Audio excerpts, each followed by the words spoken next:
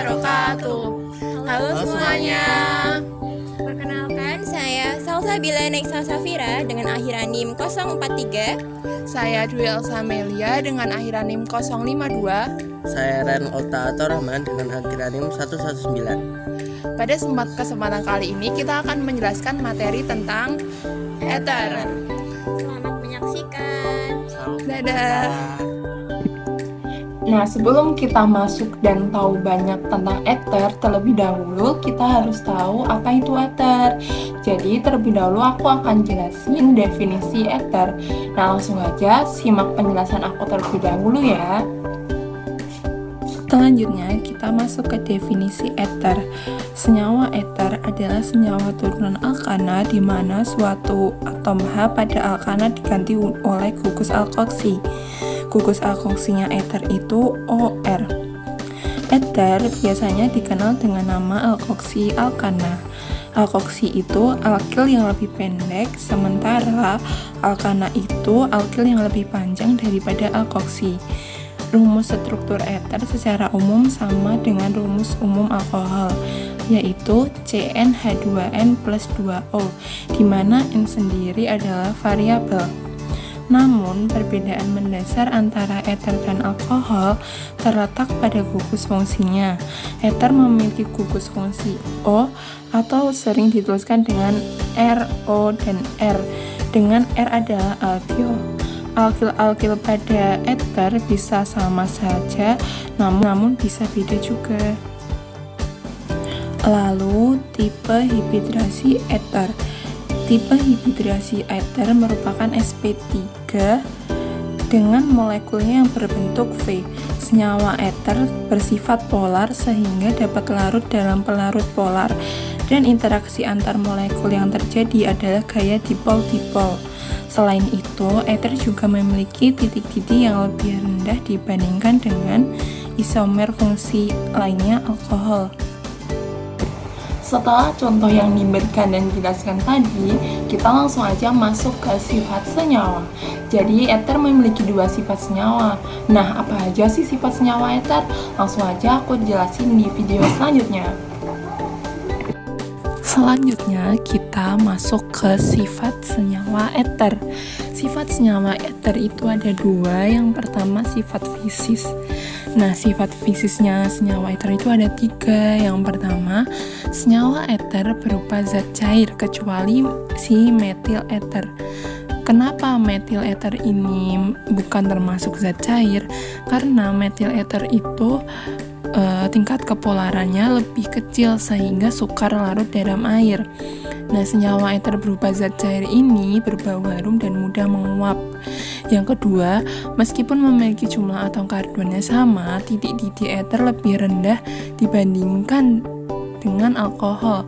Itu karena tidak adanya ikatan hidrogen dan ether, sementara alkohol memiliki ikatan hidrogen. Yang terakhir, karena ether memiliki kepolaran yang rendah, senyawa ini sulit larut dalam air. Maka dari itu, ether umumnya dicampur dengan air. Semakin tinggi lantai alkil, maka semakin kecil pula kemampuan ether untuk larut dalam air. Yang selanjutnya, kita akan masuk ke sifat kimia. Sifat kimia ether terdiri dari 4, yaitu yang pertama, senyawa ether relatif kurang reaktif dibandingkan dengan alkohol, kecuali dalam proses pembakaran. Yang kedua, senyawa ether tidak bereaksi dengan hampir semua oksidator maupun reduktor. Ether cenderung stabil meskipun dalam asam dan basa, kecuali pada suhu yang tinggi. Umumnya, ether bersifat racun, tetapi jauh lebih aman dibandingkan kloroform jika digunakan untuk keperluan obat bius. Kendati demikian, perlu hati-hati saat penggunaan ether karena senyawa ini juga mudah terbakar. Salah satu perbedaan yang paling terlihat antara ether dan alkohol adalah ether yang bereaksi dengan logam natrium. Nah, itu tadi sedikit penjelasan tentang definisi ether. Sekarang, gimana sih tata penamaan dalam senyawa ether itu? Yuk, simak baik-baik ya. Nah, tata nama dalam senyawa itu biasanya terbagi menjadi dua, yaitu tata nama IUPAC dan tata nama trivial. Nah, kita mulai dulu ya dari tata nama IUPAC dalam penamaan senyawa eter ini. Nah, seperti biasa, tata nama IUPAC ini memiliki beberapa peraturan, yaitu satu nih, pastikan bahwa senyawa tersebut adalah senyawa eter dengan memeriksa jenis gugus fungsinya. Jika memiliki gugus fungsi OR, maka senyawa tersebut adalah senyawa eter. Yang kedua, rantai alkil yang jumlah atom C-nya paling sedikit disebut gugus alkoksi, sementara yang jumlahnya paling banyak disebut rantai induk yang diberi nama seperti alkana berdasar pada jumlah atom C-nya.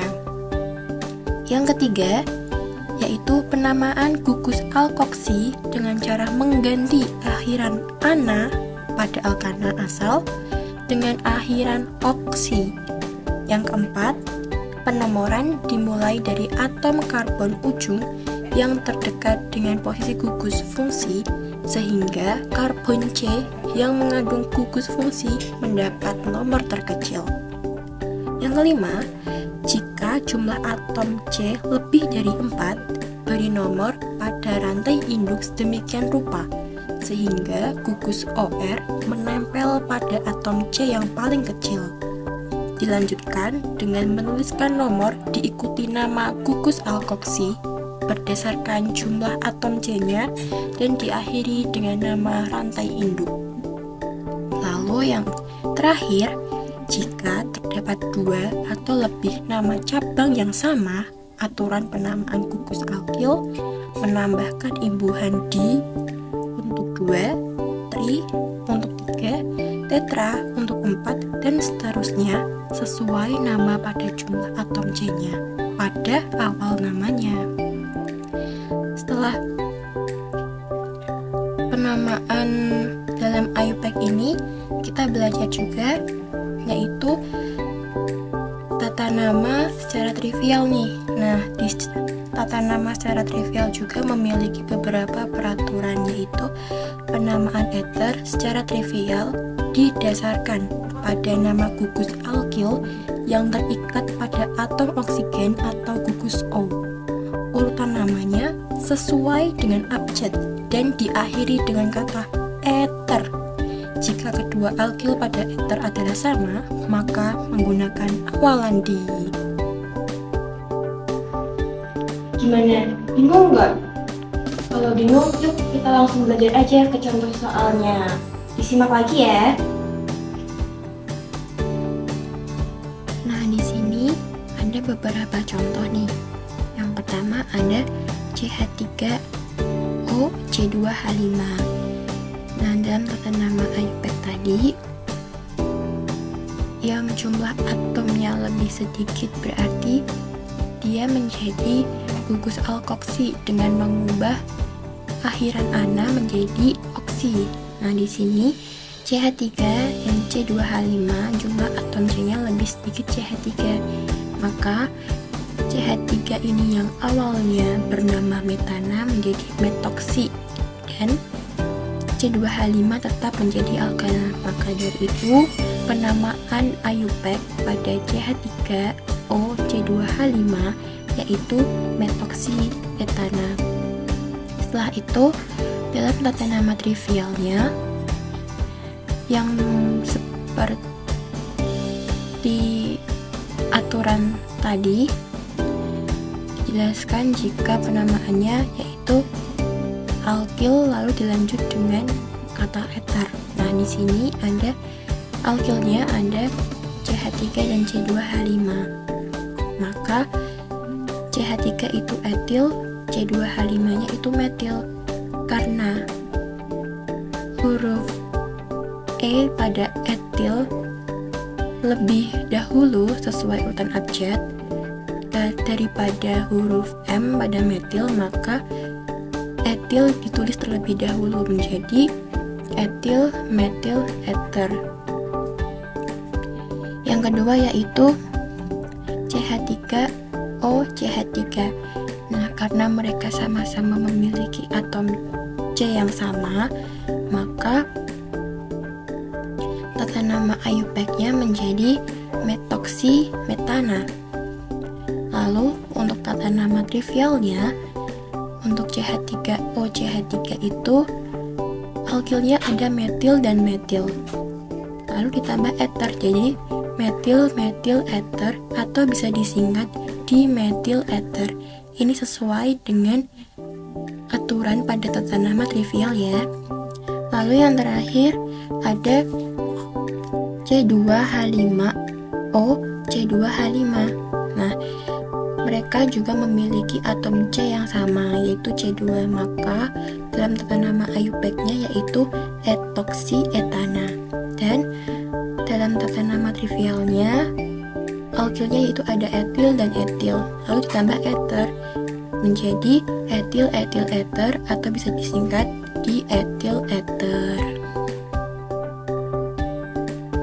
Dari tadi yang udah dijelaskan tentang materi-materi eter itu sendiri, mungkin rada kurang ya kalau tidak ada manfaat dari eter itu sendiri, karena eter itu sendiri juga senyawa kimia juga yang pasti senyawa kimia itu dapat memiliki manfaat. Nah, apa sih manfaat dari eter itu sendiri?